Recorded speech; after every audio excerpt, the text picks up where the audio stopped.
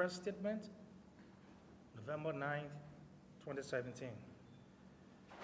The ECC reaffirms its call for adherence to the rule of law in the resolution of all electoral disputes. Following the announcement of the elections result on October 20, 2017, several political parties and independent candidates have filed complaints alleging irregularities and fraud associated with the management of the elections of October 10, 2017. The ECC, in its preliminary observation report, called on all parties and independent candidates to pursue the legal process in handling all electoral disputes and petitions. In view of this, the ECC wishes to commend all political parties and independent candidates for taking the path of the law in seeking solutions to their grievances. We reaffirm our call for adherence to the rule of law in the adjudication of all electoral disputes and the protection of our democracy and the Constitution. The ECC is mindful of the slow pace of the legal process and is aware that it creates uncertainty and concerns among Liberians regarding the holding of the second round of voting and its implication for the country's political transition. At the same time, the ECC is of the view that while Liberians are anxious to know when the runoff elections will be held, speculations on the formation of an interim government is premature, as the nation has not yet reached a political crisis point, coupled with the fact that disputes are being heard, and we urge all Liberians to allow the rule of law to take its course to the logical conclusions of all electoral disputes. The ECC commends the Supreme Court for the speedy and timely adjudication of the writ of prohibition sought by the Liberty Party. We urge the court to maintain this pace in hearing and adjudicating all other electoral petitions that may be filed with it and reach opinions that are guided by laws and not influenced by public sentiments. The ECC applauds the NEC for giving priority to the hearing of the ALP complaints, as well as the LP case as instructed by the Supreme Court. While we acknowledge the legal technicalities and complexities associated with electoral petitions and the doctrine of due process, the ECC is calling on the NEC to provide regular updates to the public on progress made on the disposition of the Liberty Party's case and all other complaints. This will help to build citizen confidence in the electoral process and minimize their anxiety.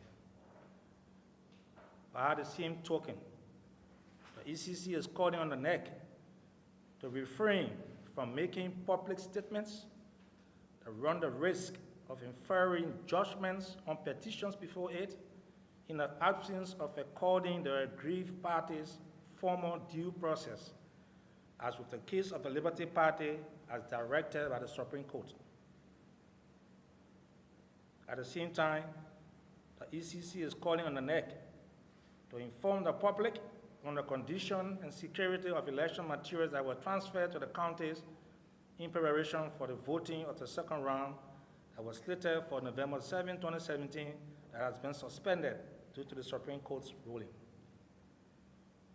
In a similar vein, the ECC commends the leaders of political parties for demonstrating leadership by calling on all their supporters to remain calm while the electoral disputes and petitions are being heard. In safeguarding the country's fragile democracy, the ECC calls on national, regional, and international partners to remain engaged with all stakeholders, including political parties, the media, security, and civil society. Thank you very much. you have any questions? May take a few questions. You may just call your name and identify yourself. Yeah. My name is William from I want to know from the ECC perspective, did you see this political advertising experience now? Did you see it coming? And then secondly, have you been able to substantiate for your very self some of these irregularities that the Liberty Party and other parties are complaining about the case in Greenville, where there should have been 500 at a polling center, at a polling place, but there were over 1,500 for it. Have you been able to substantiate this information, please? The day after the elections, the ECC made a public statement, and we informed the public that our statement is informed, is based on reports of the observers we deployed.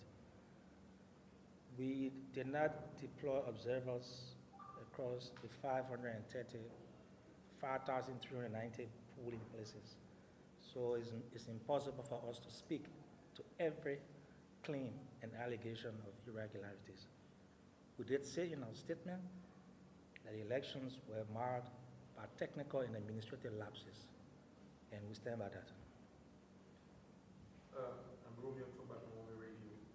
There seems to be an air of anxiety in the public with respect to the situation concerning the Liberty Party and the Elections Commission and the legal ranking bill. What is your advice to the public in the face of this? We are of the view that issues of electoral irregularities and fraud need to be proven. And this is the first time we've seen, a post-election marked by complaints of this nature. And so we encourage citizens to allow the NEC to perform its hearing function. And if a party is adversely affected by the decision of the NEC or the Board of Commissioners, they have an option, and that's their right to pursue that decision with the Supreme Court. Citizens, I know not all citizens understand the complications and complexities around legal proceedings. And so it makes them sort of anxious. But we should allow the court to proceed. And let's begin to test our public institutions. This is how we build a solid democracy.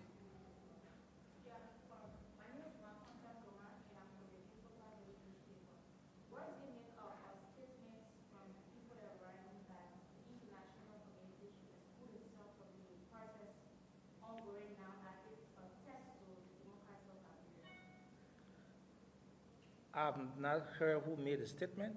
I don't know where it's coming from. But Liberia is not an island. We've had development partners come here to support our fragile peace since 2003. They've been here supporting the country in different ways, and they've been here supporting the electoral processes from 2005 to 2011 to 2014 and now 2017. So I'm not quite sure about the rationale for now calling on them to not be a part of this process.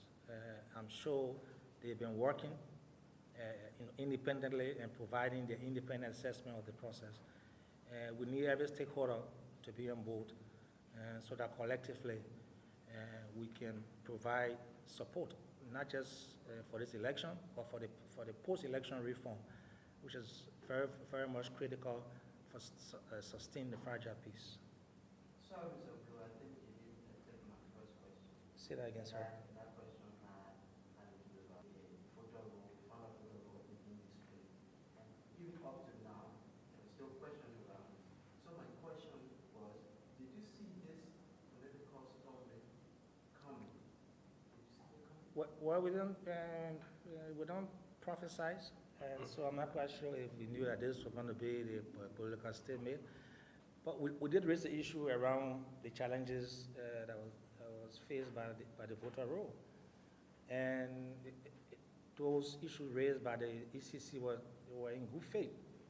And we expected that all the parties involved in the election will have taken due notice of the issues that we were raising.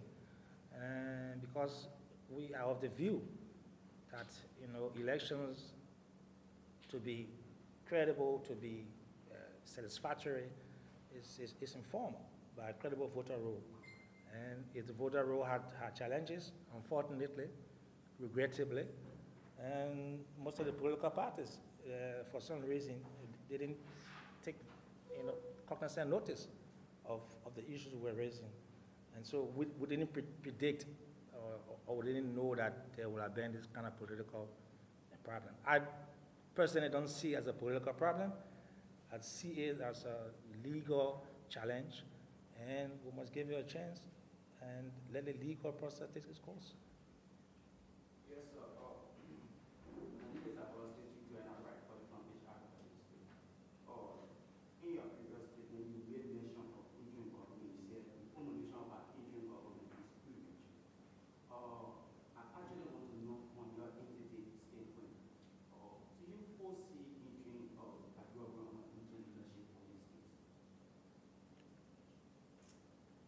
We again stated in the just read press statement that it's too early and to begin discussing in public discourses about formation of interim government. At the time when the cases are still being heard, we don't know if whether or not, worst best case scenario, the NEC will pass a ruling and Liberty Party says, well, we are satisfied with the ruling and we proceed with the second round. So then what's the need for advocating or pushing this agenda about formation of interim government at the stage where we are yet to allow the legal process to logically come to a conclusion? Who knows? There could be a change of mind, a change of heart. And that's why we're leaving all the options open. And let's reduce, we're calling on the media, we're calling on, well-meaning Liberians to calm down the discussion, around formation of an interim government. We're not there yet. Okay, thank you very much. We get you copies of the statement.